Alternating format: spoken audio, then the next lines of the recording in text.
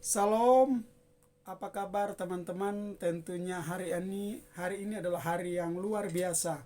Nah, teman-teman, saat hari ini saya akan bahas kasus yang saat ini lagi viral, yaitu kasus polisi tembak menembak atau almarhum Yosua. Ya, saat ini lagi viral Bapak Ibu. Kasus ini sudah lama sepertinya permainan drama, ya. Tetapi hari ini kenapa saya berkata bahwa Ferdi Sambo ini adalah penembak yang utama atau yang pertama. Sekalipun dia tidak menembak, tetapi dia adalah salah satu eksekutor atau skenario semua di balik kematian Yosua ini. Kenapa Bapak Ibu saya katakan bahwa Ferdi Sambo ini adalah licik? Kenapa saya katakan licik? Ya, dia ini berkata bahwa yang pertama adalah dia meminta maaf kepada konstitusi Polri. Dan yang kedua, atas nama Tuhan. Bayangin aja, dia ini adalah seorang Kristen, membawa nama Tuhan, bersumpah demi nama Tuhan. Itu paling Tuhan tidak suka kalau di dalam perjanjian lama itu engkau tidak segan-segan akan mati atas sumpahmu sendiri. Karena dia berkata sumpah atas nama Tuhan, itu bahaya loh. Ya, hati malaikat tetapi adalah hati pembunuh. Hati pembunuh yang berdarah dingin. Kenapa? Bawa nama atas Tuhan, ya, sudah membunuh orang, punya skenario. Wah, yang ketiga adalah dia turut bela sungkawa kepada keluarga Brigadir Yosua, ya. Dan yang terakhir bahwa semua ini tidak terlepas dari pelecehan istrinya dia,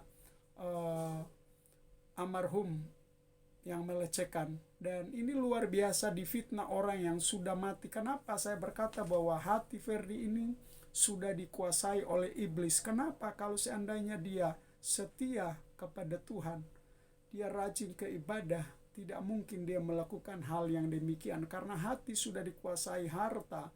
Firman-Mu berkata, di mana hartamu berada, di situ hatimu berada. Dan hati ini sudah dikuasai oleh iblis. Bapak Ibu, sebelum saya lanjut, saya minta supaya teman-teman pemirsa jangan lupa subscribe, like, komen, dan share. Dan juga jangan lupa bunyikan notifikasi. Nah, teman-teman, hari ini saya mengangkat salah satu kasus pembunuhan berencana yang ada di dalam toko Alkitab, ya, yaitu Kain membunuh adiknya Habel. Di dalam Kejadian 4 ayat 8 itu Kain membunuh adiknya. Kenapa? Karena motifnya itu dia sakit hati. Karena Kain adalah seorang pekerja petani dan adiknya adalah seorang penjaga domba. Dan pada waktu kedua kakak adik ini memberikan persembahan kepada Tuhan, korban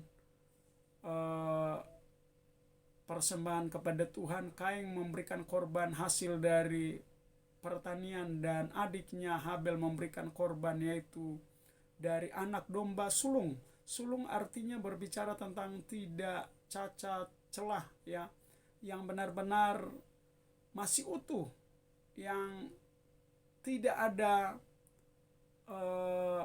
cacat, ya.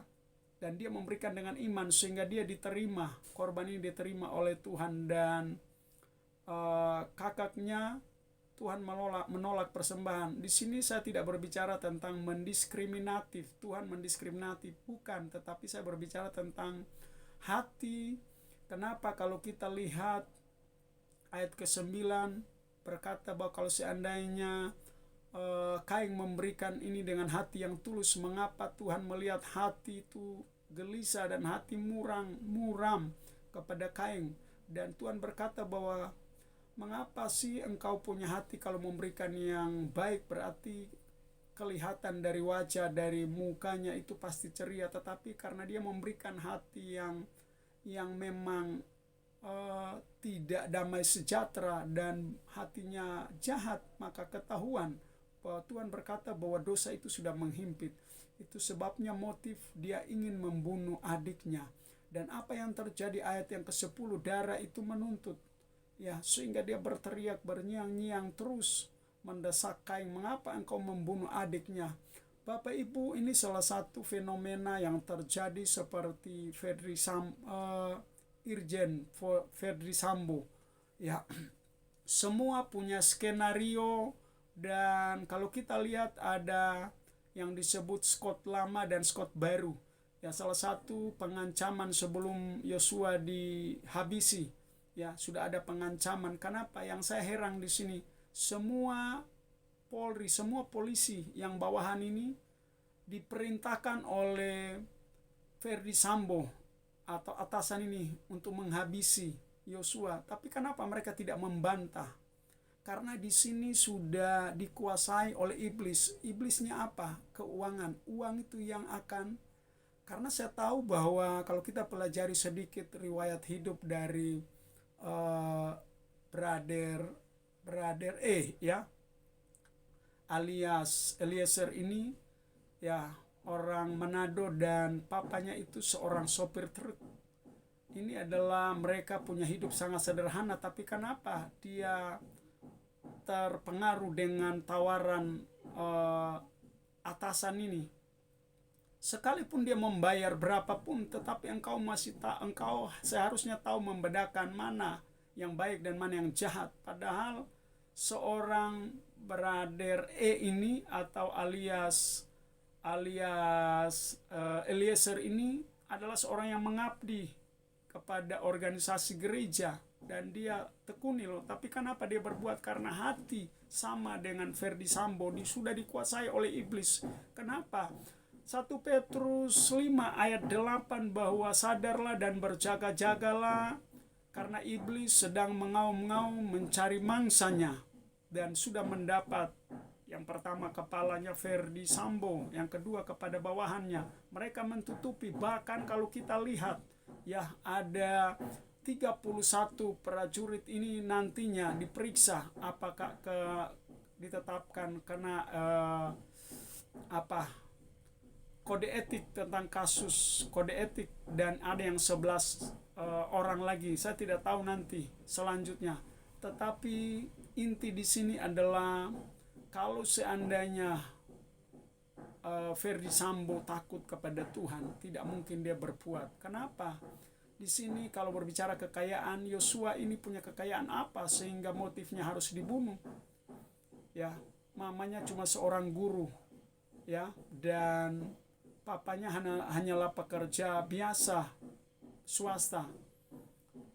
Dan membuat perbandingan, Verdi ini punya kekayaan yang sudah luar biasa. Seorang jenderal berbintang 2 ini mungkin pendapatan dengan istri itu bisa dikatakan kurang lebih miliaran.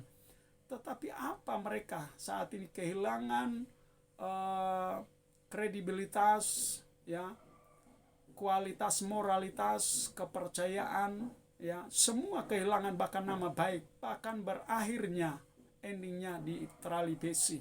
Dan Kapolri sudah menetapkan, ya, pasal 340 adalah pembunuhan berencana, dan itu adalah hukuman mati, ya, atau seumur hidup. Seandainya Irjen Sambo ini membunuh orang yang jenderal pangkat di atas dari dia, ya, bisa seimbang. Tapi dia membunuh, kasihan, pembantunya atau ajudannya yang dia mengabdi setia kepada atasannya. Tapi apa sebaliknya? Intinya karena hati sudah dikuasai oleh iblis seperti Kain, ya, dia membunuh adiknya.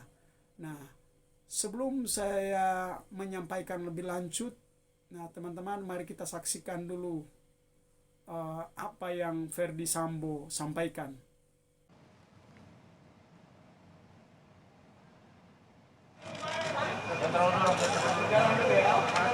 Ya.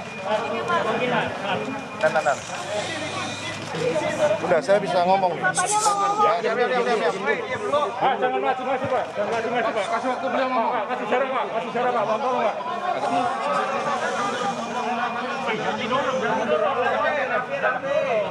Kalau enggak, ini saya nggak akan ngomong nih.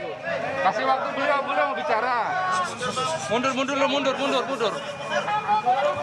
Tolong semuanya diam. Ya. Dengar dulu.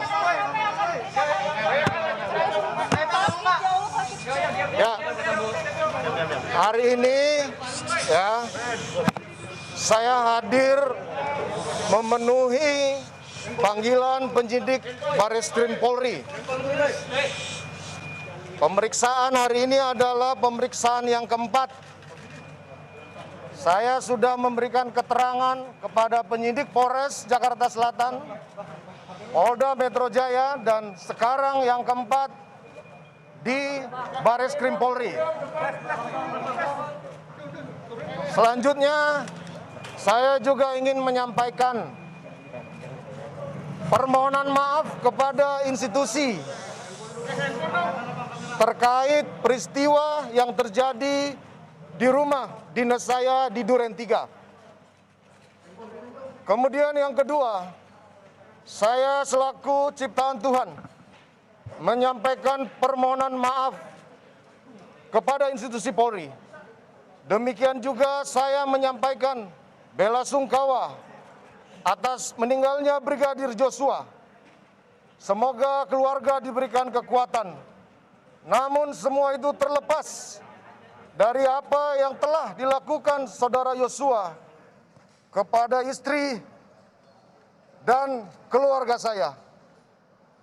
Selanjutnya, saya harapkan kepada seluruh pihak-pihak dan masyarakat untuk bersabar, tidak memberikan asumsi persepsi yang menyebabkan simpang siurnya peristiwa di rumah dinas saya. Saya mohon doa agar istri saya segera pulih dari trauma dan anak-anak saya juga bisa melewati kondisi ini. Sekian dan terima kasih.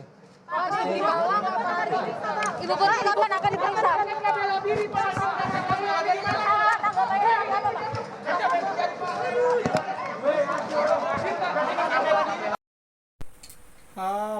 Haleluya. Nah, teman-teman, saat ini kita sudah mendengarkan, sekalipun kasus ini sudah berlarut-larut atau drama seperti mereka mengulur-ngulur waktu. Kenapa? Karena sepertinya ada yang ditutupi, tetapi ya seperti saya katakan bahwa seperti Kain membunuh Habel adiknya, darah itu akan menuntut di dalam Kejadian 4 ayat 10 itu, darah itu akan menuntut. Jadi apapun Verdi Sambo menutupi pasti terbongkar. Itu sebabnya saat ini Polri sudah menetapkan 4 tersangka. Ya, ini adalah saya memberikan apresiasi kepada Polri dan seluruh lapisan masyarakat, seluruh lapisan yang terlibat di dalam kasus ini untuk mengawali. Seandainya kasus ini kalau tidak terungkap, tidak terbongkar, apa jadinya kepercayaan masyarakat atau netizen kepada institusi Polri? Ya, mereka kehilangan kredibilitas, moralitas, dan kualitas. Tidak ada lagi, tapi sepertinya saat ini kita bersyukur Kapolri sudah tegas, sudah menetapkan tersangka, sehingga semua pada ketakutan. Dan semua ini tidak terlepas dari Bapak Presiden, Bapak Jokowi bersama Mahmud, ya, yang sudah mau mengusut kasus ini sehingga terang menerang.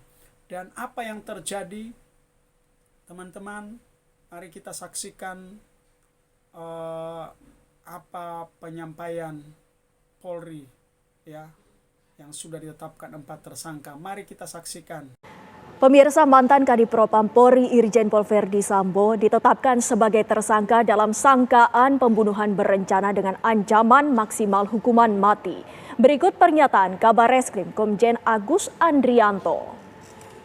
Mungkin melihat ancaman hukuman pasal 338 Junto 5556 KUHP cukup tinggi karena yang bersangkutan tidak merasa punya kepentingan sendiri. Oleh karena itu Baradae ini membuat pengakuan yang disampaikan kepada penyidik setelah dilakukan pemeriksaan secara maraton, dan itu terjadi kepada tersangka-tersangka lainnya sampai bisa mengungkap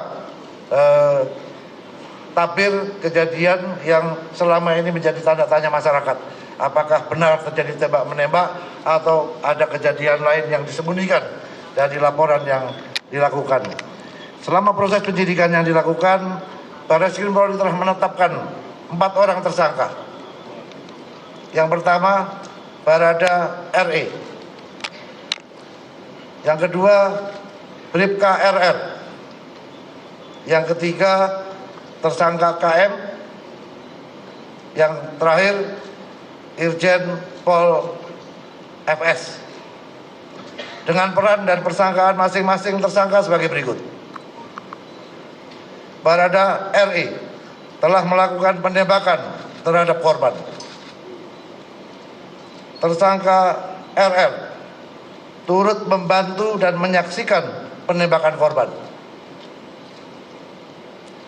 KM turut membantu dan menyaksikan penembakan terhadap korban. Irjen Pol FS menyuruh melakukan dan menskenario peristiwa seolah-olah terjadi peristiwa tembak-menembak di rumah dinas Irjen Pol Verdi Sambo di Komplek Polri Duren 3. Berdasarkan hasil pemeriksaan keempat tersangka, menurut perannya masing-masing, penyidik menerapkan pasal 340, subsidiar pasal 338, junto pasal 5556 KUHP dengan ancaman maksimal hukuman mati, penjara seumur hidup, atau penjara selama-lamanya 20 tahun. Demikian Bapak Kapolri yang dapat kami sampaikan. Mudah-mudahan ini bisa memberikan jawaban kepada masyarakat atas keseriusan institusi Polri untuk menjaga marwahnya kepada masyarakat. Terima kasih.